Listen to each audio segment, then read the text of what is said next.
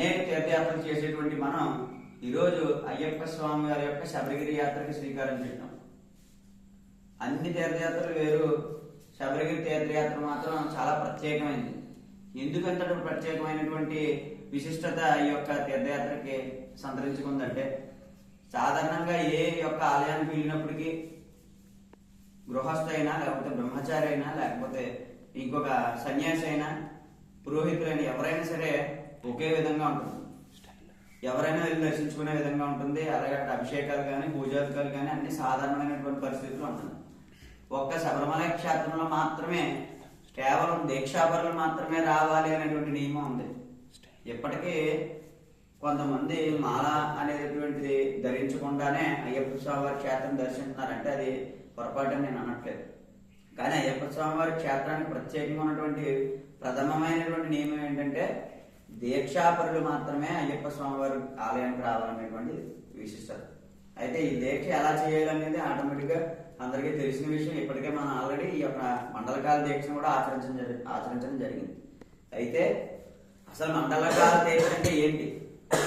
మండలకాల దీక్ష అంటే 56 రోజుల దీక్ష. కానీ కాలక్రమేణా కొన్ని మార్పులు రావడం వల్ల దాన్ని 48 రోజులు కుదించారు. దాన్ని కూడా మనం పక్కన పెట్టి ఈ రోజు 40 రోజులు 41 రోజులు మాత్రం చేయడం జరుగుతుంది. దీనిలో భాగంగా ఈ యొక్క 41 రోజులు దీక్ష చేసినప్పటికీ కూడా ఏదైతే అయ్యప్ప స్వామి వారి యొక్క ఉపాసన చేస్తామో, అయ్యప్ప స్వామి వారి యొక్క ఉపాసన అనేటువంటి పేరుతో శనైశ్వరుడి యొక్క దీక్ష చేస్తాం. అంటే మనిషి ప్రతిది కూడా హైందవ ధర్మంలో మనం ఆశించాల్సింది కూడా ఏంటంటే జ్ఞానము, రెండవది వైరాగ్యం.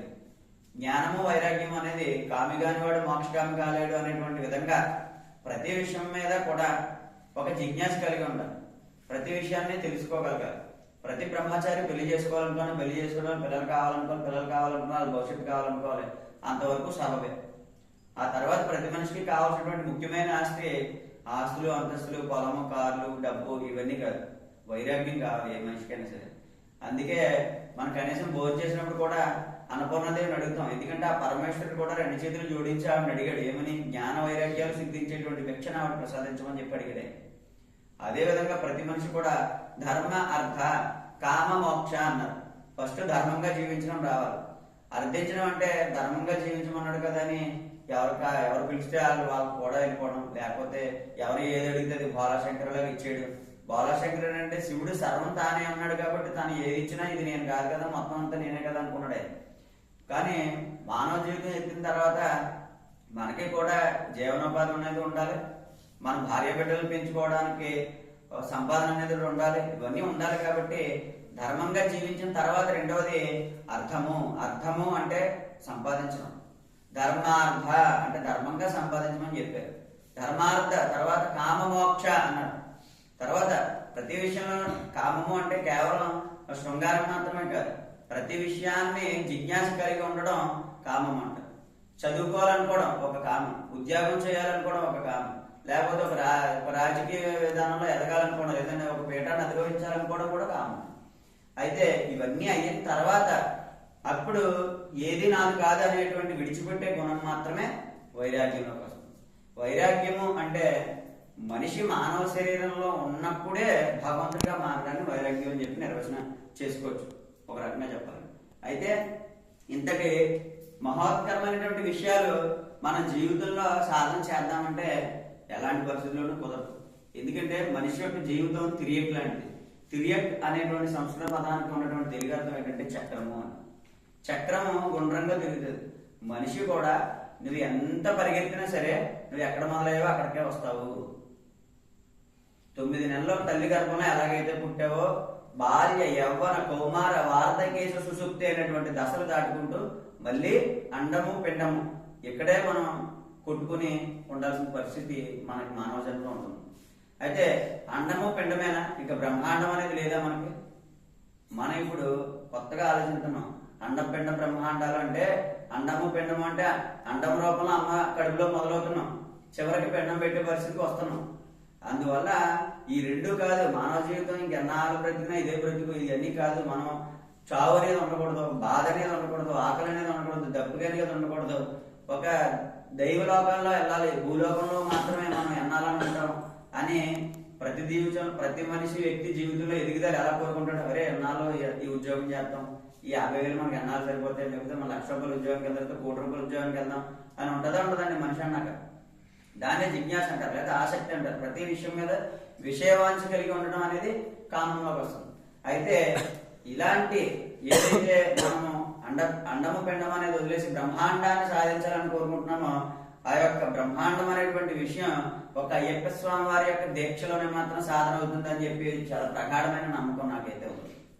తప్పకుండా ప్రతి ఒక్కరూ అదే ఆలోచనతో ఈ యొక్క అయ్యప్ప స్వామి వారు దీక్ష చేసుకుంటారు.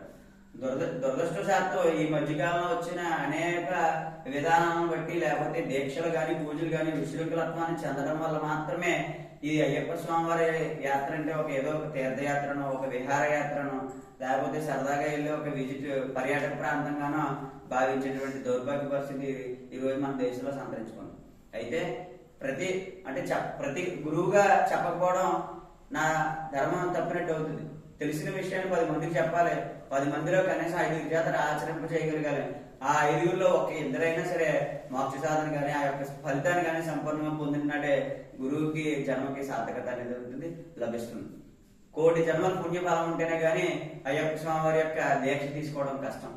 అలాంటి దీక్షకు తీసుకున్న మాలాధరులకు అయ్యప్ప స్వామి వారు నన్ను గురుస్వామిగా నియమించడం నా అనేక జన్మల పుణ్యఫలంగా నేను భావిస్తున్నాను. అయితే ఈ యొక్క అయ్యప్ప స్వామి వారి యొక్క యాత్ర ముఖ్యంగా మనం చెప్పుకునేది మోక్ష సాధన కోసము. మోక్షం అనేది ఎప్పుడు కావాలి? ఎలాంటి పెళ్లి కానీ కుర్రోడు వేరబాబులాంటి కుర్రోడు రావాలండి, లేకపోతే అన్ని అయిపోయి మాకులాంటి వాళ్ళకి రావాలా అనేది కాదు. ప్రతి మనిషికి మోక్షం రావాలి. ఎప్పుడు రావాలి? ఈ రోజు మొదలు పెడితే రేపటికో ఎల్లుడికో వచ్చేస్తుందండి, లేకపోతే ఒక సంవత్సరం అంతా ప్రయత్నం చేస్తే వచ్చేస్తుందా? జీవితకాలం ప్రయత్నం చేసినా రాదు. అందుకే ఎంతో మంది మహాసిద్ధులు, యోగులు వీళ్ళందరూ కూడా తన ప్రాణాలు సైతం లెక్క చేయకుండా ఒంటి మీద పుట్టలు పాకే విధంగా తపస్సులు చేసినటువంటి సందర్భాలు మన పవిత్ర భారతదేశంలో ఈ అనేక రాష్ట్రాల్లో విషయాలు మనం ఇప్పుడు తెలుసుకుంటాను. అయినంత మాత్రం మన మోక్షం వచ్చేస్తుందంటే దానికి ఏమైనా గ్యారంటీ ఉందా? లేదు. కానీ ఏదైనా సరే మనం నిర్విరామంగా దృఢ సంకల్పంతో ప్రయత్నం చేస్తూనే ఉండాలి. అయ్యప్ప స్వామి వారి దీక్ష అంటే మోక్ష సాధనకు మనం ఏదైతే ఇప్పుడు ఏదైనా ఒక ప్రత్యేకమైన ఉపాధికి వెళ్తున్నామండి, ఆ ఉపాధికి కొంతకాలం శిక్షణ అనేది ఉంటుంది. ఆ తర్ఫీదు పొందిన తర్వాత మాత్రమే అతను ఆ ఉపాధిని సరైన పరిస్థితుల్లో నిర్వహించగలడు. లేని పక్షాన్ని అవదు కదా. అలాగే మనం మోక్ష సాధన కోసం కావాల్సినటువంటి అంశాలు ఏమేమి ఉన్నాయి? అష్టరాగములు, ఈర్షాద్వేషములు, కోపము, క్రోధము, మలము, మాత్సర్యం, ఇలా అనేక రకాలైనటువంటి దుర్గుణాలు అన్ని మనకు ఉన్నాయి. హరిషడ్వర్గాలు అంటారు చూసారా, అవన్నీ కూడా మనకు ఉన్నాయి. మనం అయ్యప్ప స్వామి వారికి దీక్షలో మనం ఏం చేసాం? సత్వ రజో తమో గుణాలను పాటిస్తూ అంటే విడనాడి మన యొక్క హరిషడ్వర్గాలని కూడా అణచివేసి భక్తి అనేటువంటి ఒక గొప్పటి ఆయుధాన్ని పట్టుకొని మనం ఈ యొక్క సాధన కోసం ప్రయత్నం చేస్తున్నాం. ఈ భక్తి అనేటువంటి సాధన మనలో దృఢ సంకల్పంగా అది చంచలమైనది కాకుండా, చంచలమైనది అంటే అటు ఇటు కదిలిపోవడం. మనం ఇక్కడ కూర్చొని ఉంటామండి, కానీ మన మనసు ఏం చేస్తుంది? మన బైక్కి వేసామా లేదా, మనం పక్కన పెట్టామా, ముందు పెట్టామా, వెనక్కి వెళ్ళామా, లేకపోతే ఎక్కడికి వెళ్ళాలి, లేదా ఈ కార్యక్రమం తర్వాత ఏం చేయాలి అనేటువంటి ఆలోచన చేస్తుంటాం ఒక చోట ఉంది. ఆ చంచలత్వాన్ని పోగొట్టుకునేటువంటి దృఢ నిశ్చయంగా ఉండేటువంటి విధంగా భక్తి అనేటువంటి మార్గాన్ని ఎన్నుకున్నాము. దానిలో మరొకరు అయ్యారు కదా అండి, ఇప్పుడు డిగ్రీ చేసిన వాళ్ళు అనుకోండి, మళ్ళీ MBA PG అని ఎలా చేస్తారో అలాగే భక్తి అనేది అందరికీ ఉంది. అందరితో పాటు మనం భక్తులమే కదా. ఇప్పుడు అయ్యప్ప స్వామివారి ఆలయంలో, లేకపోతే దుర్గాదేవి ఆలయంలో, లేకపోతే శ్రీశైలంలోనో, లేదా ఎక్కడో మొత్తం మీద అన్ని క్షేత్రాల్లోనూ పూజ జరుగుతుందండి.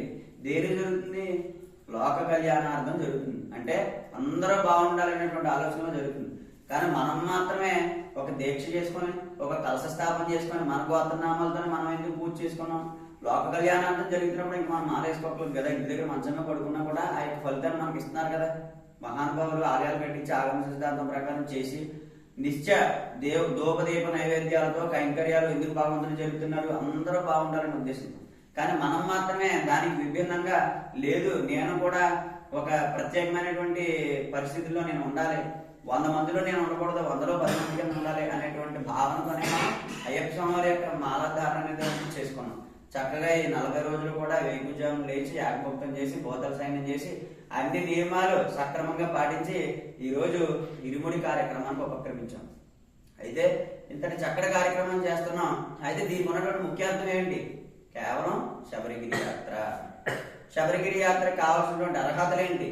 మండల కాలం దీక్ష చేయాలి, గురుస్వామితో ప్రయాణం సాగించాలి. అయితే మండల కాలం దీక్ష చేసి గురుస్వామి ఉంటే సరిపోతుందండి? కాదు.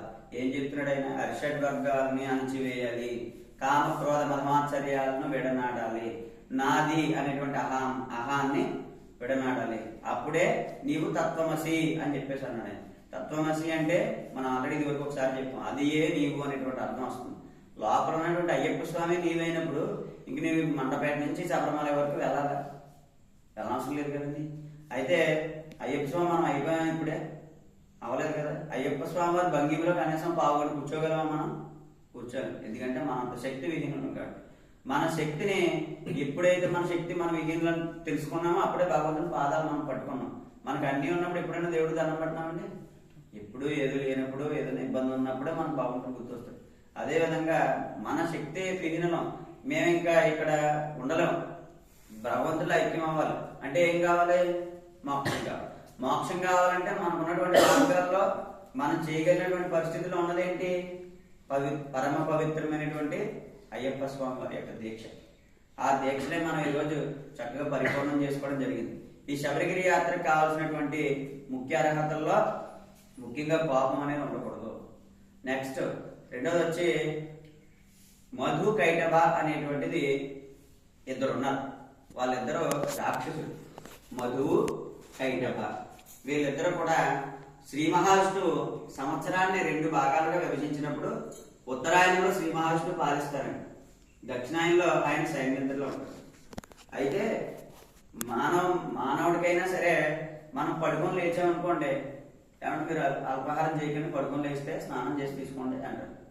ఒక భగవత్ ఉపాసన ఉన్నటువంటి ఒక పుస్తకం, ఒక రామాయణం, ఒక భాగవతం, ఒక మహాభారతం, ఒక సౌందర్యలహరి, ఒక సుందరాకాండం, ఏదో ఒక భగవంతుని యొక్క పుస్తకం చదువుతున్నాం అనుకోండి, నిద్రపోయి లేచిన తర్వాత చదవచ్చా అంటే చదవకూడదని చెప్తారు.